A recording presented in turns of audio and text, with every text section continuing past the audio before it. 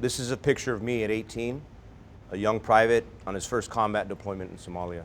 This deployment set the tone for pretty much the rest of my life, because on this deployment I saw the true nature and strength of our armed forces.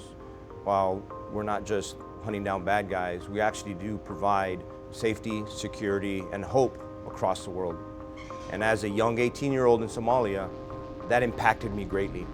And that's when I found truly my passion is in the service of others. I think it's important for people, if they were to think about what happened in Somalia, to understand that, you know, while the tragic events on that day, the famous Black Hawk Down incident, this nation did do a lot while we were there, whether you agree with it or disagree with it.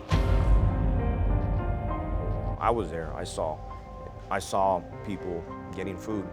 I saw camps of children whose parents were dead being taken care of by Red Cross, Concerned Care, several NGOs, you know, orphans being fed.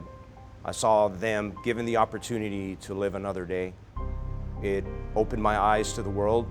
It opened my eyes much more to genuine compassion for your fellow man, but also it provided me the opportunity to serve alongside some of the greatest human beings I've been blessed to meet, and those are our sons and daughters that wore this nation's uniform. This picture was taken following a mission, the Special Forces Detachment I was assigned to. I never shared this really publicly, but this photo was taken following the last time I was injured. It was in close proximity to IED and received a traumatic brain injury. So actually, in this picture, I know I see it. You know, I'm completely blind in my left eye in this photo.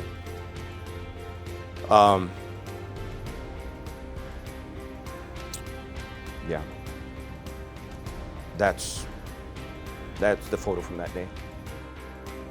And the fact, I mean, the other thing is nobody knew, so I was able to hide it well enough that I continued the mission.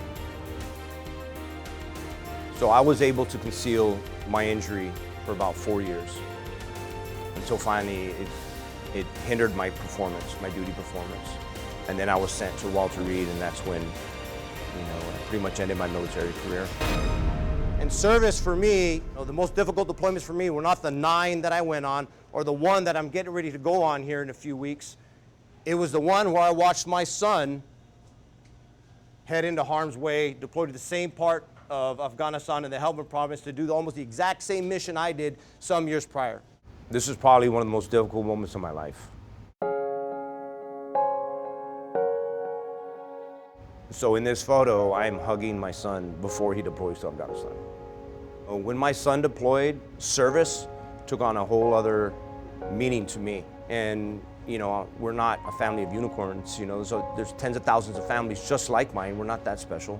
What I see in this picture is a father hoping this is not the last embrace with his son. What you might miss in this picture is a father being led by his son. My son is providing leadership to me by serving for me, by serving for those that will never know him, that he'll never meet, but by willfully going forward. That's leadership. There's now a bipartisan push on Capitol Hill to build a memorial on the National Mall. The effort to build a National Global War on Terrorism memorial was authorized by Congress. This memorial belongs alongside all our other nations' war memorials on our nation's front lawn. It will be built with private donations, and 3 sites on the National Mall have been proposed, allowing the remembrance of our longest war to share hallowed ground with memorials to our founding fathers, World War II, Korea, and Vietnam. Pretty passionate guy, at least I try to be.